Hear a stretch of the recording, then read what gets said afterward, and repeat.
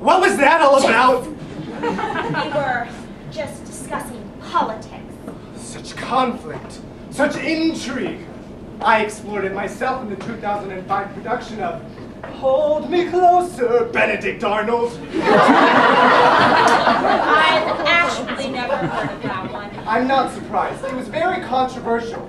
We were sued by both Elton John and America. A unique achievement. It was a vision that just wasn't meant to be, I'm afraid. My heart wasn't in it.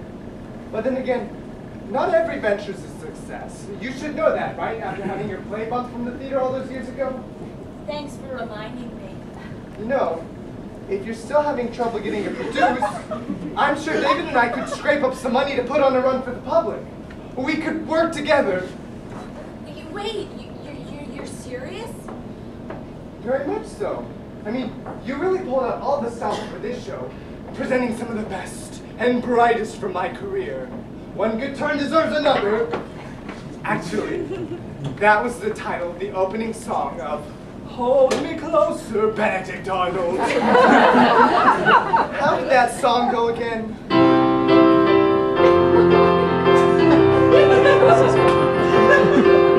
Red coat baby, Boston lady. Mungo! Mungo! God damn it, you're on stage! Do you remember what we talked about? If you sing one more line of that song. No, God damn it, stop! Elton John gets our house, and you'll probably be deported. I'm confused. Well, welcome back, ladies and gentlemen. I hope you're enjoying the show once again. Can I just say that Stationary Trees is going to be stuck in my head for another year? I think it's important to leave the audience with something to consider once the curtain's gone down. In many ways, the real play takes place in the shower after one's gone home. And on that uncomfortably personal note, we move on to I Assume That's Love from 2002's Proposal State. Seriously, I mean, is that really necessary? What? It's one of my favorites. And didn't Hamilton write this one himself? Well, yeah, I mean, it's more than a little personal. All right, well, just sit back and relax until we get back to your own work. Enjoy a quiet drink. Hell, the song's almost 6 minutes long. You could enjoy about 12. Bitch.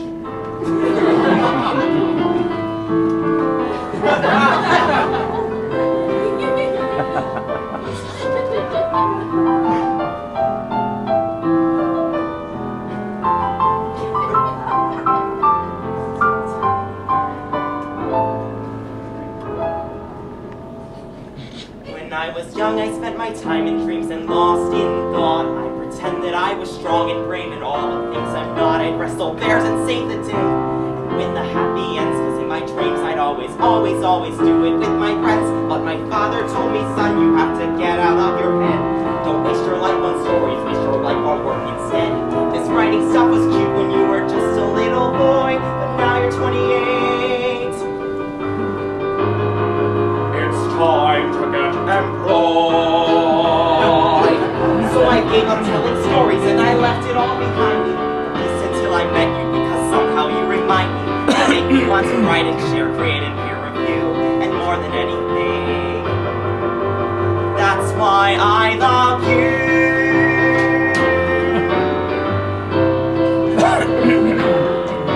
You're as regal as an owl, and as wise as a cartoon owl.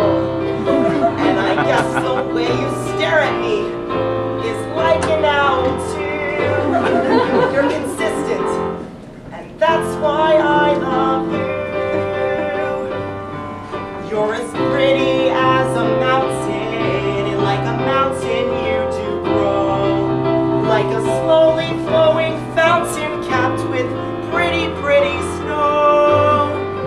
And when you smile with teeth that look just like a baby's toes, and like burning paper to the rabbit of your nose.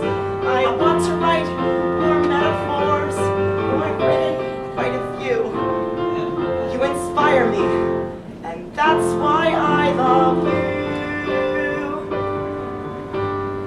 Sometimes our love is a dying star. lying. Sometimes my love, we're like Michael Bay. We're not even trying. And sometimes I'm like my father, babe. I never seem to stop crying like a starving dog. I assume that's love.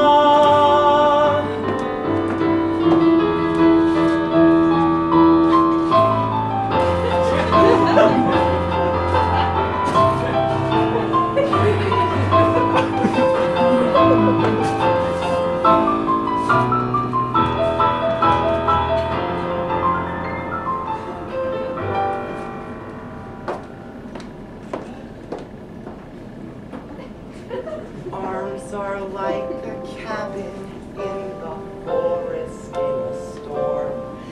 And although the cabin's leaky, at least it's pretty warm. They say we'll never last, and I guess I know it's true. We're together now. And that's why I love you.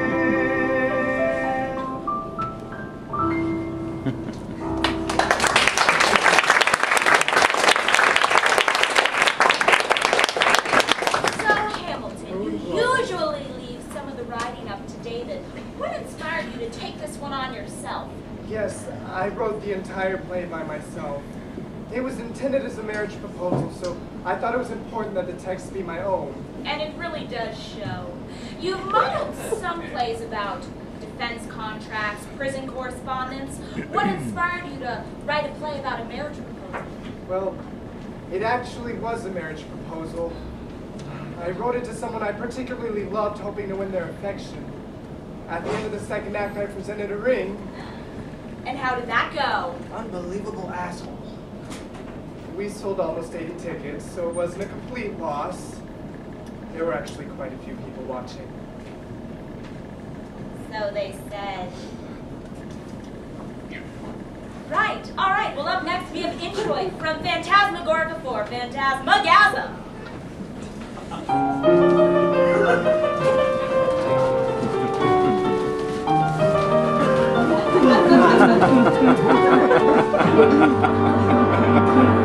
I am a talking boat.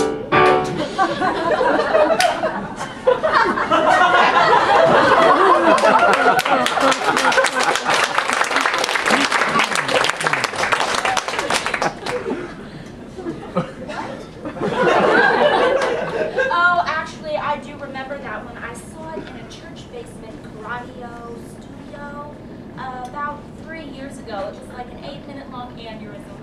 No, you're probably thinking about Phantasmagorica 8, Phantasmanjaro. Introit for Phantasmanjaro had to fit its epic scope. The version just performed was from Phantasmagorica 4, the shortest of the saga at just 6.5 minutes long.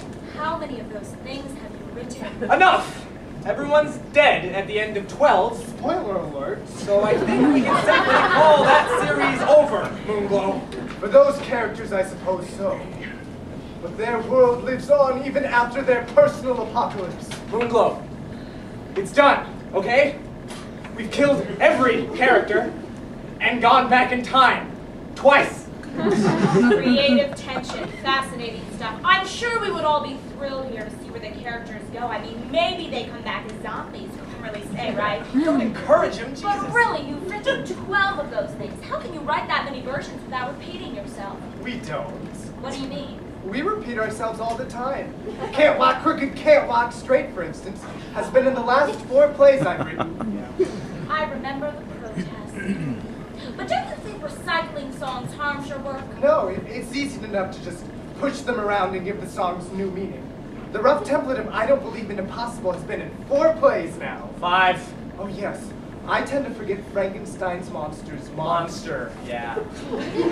Such a flurry of production in our younger days. So you're currently writing about 20 plays a year and you've actually slowed down? Well, I had to. Those college years were just too much work to keep up forever. Sure, they were nice while they lasted.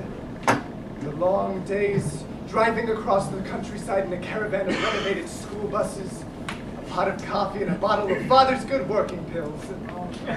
The open road, just David and myself, our drivers, and a couple of dozen large aquatic birds that I just couldn't bear to leave at home. Some days, we would write 2, even 3 plays. Some have yet to be performed. Reading those always leaves me a bit wistful. David? Oh, he didn't really leave anything out. So you actually... Well, yeah, I mean, sure, the flamingos were pretty aggressive, and oh, they don't like being locked in a school bus, I can tell you. Oh, the pelicans are great, though. Really, really fantastic, happy birds, happy. Always been a bird lover. Somewhat of a family preoccupation. Marvelous creatures.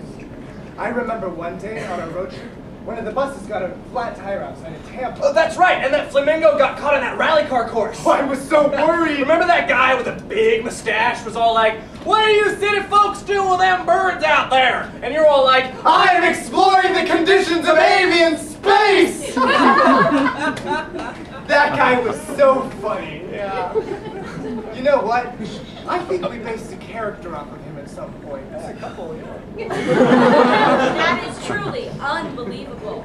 So next up we have a selection from German Men Screaming, unless there are any objections. What? All right, German Men Screaming from German Men